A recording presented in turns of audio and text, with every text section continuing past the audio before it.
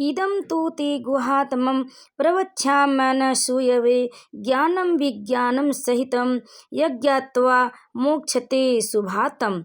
अर्थात श्री भगवान बोले, तुझ दोष दृष्टि रहित भक्त के लिए इस परम गोपनीय विज्ञान सहित ज्ञान को पुनः भली भांति कहूँगा, जिसको जानकर तू दुख रूप संसार से मुक्त हो जाएगा। भगवान श्री कृष्ण अर्जुन को युद्ध भूमि में समझाते हुए कहते हैं कि यह राज विज्ञान सहित ज्ञान सब विद्याओं का राजा, सब गोपनीयों का राजा, अति पवित्र, अति उत्तम, प्रत्यक्ष फल वाला, धर्म युक्त, साधन करने में बड़ा सुगम और अविनाशी है। हे परतप, इस उपर्युक्त धर्म में श्रद्धा रहित पुरुष मुझको न प्राप्त होकर मृत्यु रूप संसार चक्र में भ्रमण करते रहते हैं। मुझ निराकार परमात्मा से यह सब जगत जल से बर्फ के सदृश परिपूर्ण और सब भूत मेरे अंतर्गत संकल्प के आधार स्थित है, किंतु वास्तव में मैं उनमें स्थित नहीं हूँ। वे सब भूत मुझ में स्थित नहीं है, किंतु मेरी ईश्वरीय योग शक्ति को देख कि भूतों का धारण पोषण करने वाला और भूतों को उत्पन्न करने वाला भी मेरा आत्मा वास्तव में भूतों में स्थित नहीं है। जैसे आकाश से उत्पन्न सर्वत्र विचरने वाला महान वायु सदा आकाश में ही स्थित है, वैसे ही मेरे संकल्प द्वारा उत्पन्न होने से संपूर्ण भूत मुझ में स्थित, ऐसा जानो। हे अर्जुन, कल्पों के अंत में सब भूत मेरी प्रकृति को प्राप्त होते, अर्थात प्रकृति में लीन होते, और कल्पों के आदि में उनको मैं फिर रचता हूँ। हे अर्जुन, कल्पों के अंत में अपनी प्रकृति को अंगीकार करके स्वभाव के बल से परतंत्र हुए इस संपूर्ण भूत समुदाय को बार बार उनके कर्मों के अनुसार रचता हूँ। हे अर्जुन, उन कर्मों में आसक्ति रहित और उदासीन के सदृश स्थित मुझ परमात्मा को वे कर्म नहीं बांधते। हे अर्जुन, मुझ अधिष्ठाता के प्रकाश से प्रकृति चराचर सहित सर्व जगत को रचती है, और इस हेतु से ही यह संसार चक्र घूम रहा है। मेरे प्रभाव को न जानने वाले मूढ़ लोग मनुष्य का शरीर धारण करने वाले मुझ संपूर्ण भूतों के महान ईश्वर को तुझ समझते हैं, अर्थात अपनी योग माया से संसार के उद्धार के लिए मनुष्य रूप में विचरते हैं। मुझ परमेश्वर को साधारण मनुष्य मानते हैं। भगवान श्री कृष्ण कहते हैं, अर्जुन, वे व्यर्थ आशा, व्यर्थ कर्म और व्यर्थ जानने वाले विक्षिप्त चित्त अज्ञानी जन राक्षसी, आसुरी और मोहिनी प्रकृति को ही धारण किया करते हैं। परंतु हे कुंती पुत्र, देवी प्रकृति की आश्रित महात्मा जन मुझको सब भूतों का सनातन कारण और नाश रहित अक्षर स्वरूप जानकर अनन्य मन से युक्त होकर निरंतर भजते रहते हैं। वे दृढ़ निश्चय वाले भक्त जन निरंतर मेरे नाम और गुणों का कीर्तन करते हुए तथा मेरी प्राप्ति के लिए यत्न करते हुए और मुझको बार बार प्रणाम करते हुए सदा मेरे ध्यान से युक्त होकर अनन्य प्रेम से मेरी उपासना करते हैं। दूसरे योगी जन मुझ निर्गुण निराहार ब्रह्मा का ज्ञान ज्ञ के द्वारा अभिन्न भाव से पूजन करते हुए भी मेरी उपासना करते और दूसरे मनुष्य बहुत प्रकार से स्थित मुझ विराट स्वरूप परमेश्वर की पृथक भाव से उपासना करते हैं। भगवान श्री कृष्ण कहते हैं, क्रतु मैं हूँ, यज्ञ मैं हूँ, स्वधा मैं हूँ, औषधि मैं हूँ, तंत्र मैं हूँ, घृत मैं हूँ, अग्नि मैं हूँ और हवन रूप क्रिया भी मैं ही हूँ। इस संपूर्ण जगत का धाता अर्थात धारण करने वाला एवं कर्मों के फल को देने वाला, माता पिता पितामह जानने योग्य पवित्र ओंकार तथा ऋग्वेद, सामवेद और यजुर्वेद भी मैं ही हूँ।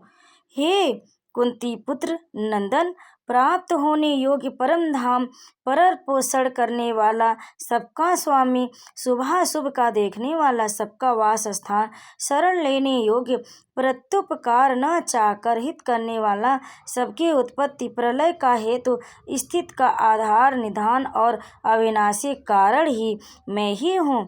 मैं ही सूर्य रूप से तपता हूँ वर्षा का आकर्षण करता हूँ और उसे बरसाता हूँ।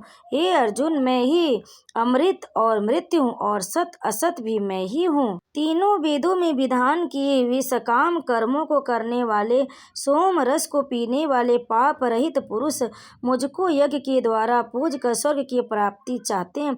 वे पुरुष अपने पुण्यों के फल स्वरूप स्वर्ग लोक को प्राप्त होकर स्वर्ग में दिव्य देवताओं के भागों को भोगते हैं। भगवान श्री कृष्ण कहते हैं, वे उस विशाल स्वर्ग लोक को भोग कर पुण्य क्षीण होने पर मृत्यु लोक को प्राप्त होते हैं।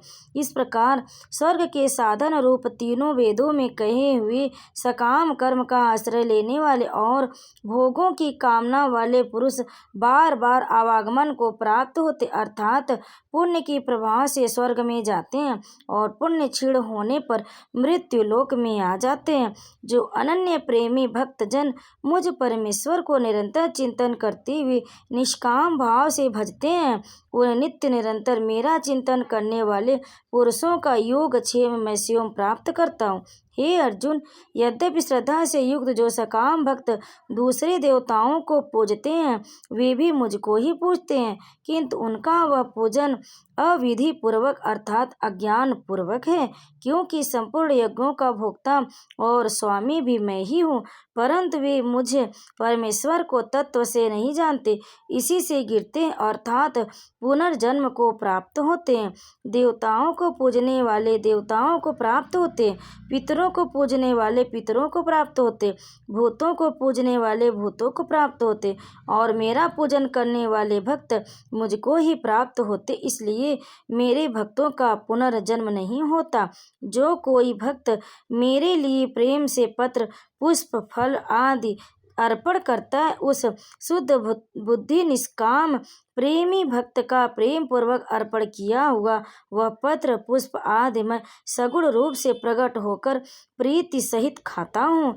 हे अर्जुन, तू जो कर्म करता है, जो खाता है, जो हवन करता है, जो दान देता और जो तप करता है, वह सब मेरे अर्पण कर। इस प्रकार जिसमें समस्त कर्म मुझ भगवान के अर्पण होते हैं, ऐसे संन्यास योग से युक्त चित्त वाला तू शुभाशुभ फल रूप कर्म बंधन से मुक्त हो जाएगा और उनसे मुक्त होकर मुझको ही प्राप्त होगा।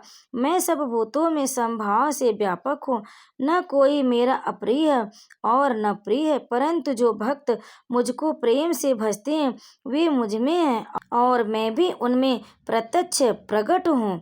भगवान श्री कृष्ण कहते, यदि कोई अतिशय दुराचारी भी अनन्य भाव से मेरा भक्त होकर मुझको भजता है तो वह साधु ही मानने योग्य, क्योंकि वह यथार्थ निश्चय वाला है, अर्थात उसने भली भांति निश्चय कर लिया है कि परमेश्वर के भजन के समान अन्य कुछ भी नहीं है। वह शीघ्र ही धर्मात्मा हो जाता है और सदा रहने वाली परम शांति को प्राप्त होता है। हे अर्जुन, तो निश्चय पूर्वक सत्य जान कि मेरा भक्त नष्ट नहीं होता। हे अर्जुन, स्त्री वैश्य शूद्र तथा पाप योनि चंडाल आदि जो कोई भी हो, वे भी मेरे शरण में होकर परम गति को ही प्राप्त होते हैं। फिर इसमें तो कहना ही क्या, जो पुण्यशील ब्राह्मण तथा राजर्षि भक्तजन मेरी शरण होकर परम गति को प्राप्त होते। इसलिए तू सुख पूर्वक और क्षण भंगुर इस मनुष्य शरीर को प्राप्त होकर निरंतर मेरा ही भजन कर, मुझ में मन वाला मेरा भक्त बन, मेरा पूजन करने वाला हो, मुझको प्रणाम कर। इस प्रकार आत्मा को मुझ में नियुक्त करके मेरे परायण होकर तू मुझको ही प्राप्त होगा। जय श्री कृष्ण। भक्तों, श्रीमद् भागवत गीता का अध्याय 9 यहीं पर समाप्त हुआ। आपको यह अध्याय कैसा लगा? अगर अच्छा लगा तो लाइक करें, शेयर करें और कमेंट में जय श्री कृष्ण जरूर लिखें और प्रतिदिन हमारे चैनल पर भगवत गीता की कथा का श्रवण अवश्य करें। आप सभी पर भगवान श्री कृष्ण कृपा होगी, भगवान विष्णु के लोक में स्थान प्राप्त होगा। तो प्रेम से बोलिए जय श्री हरि।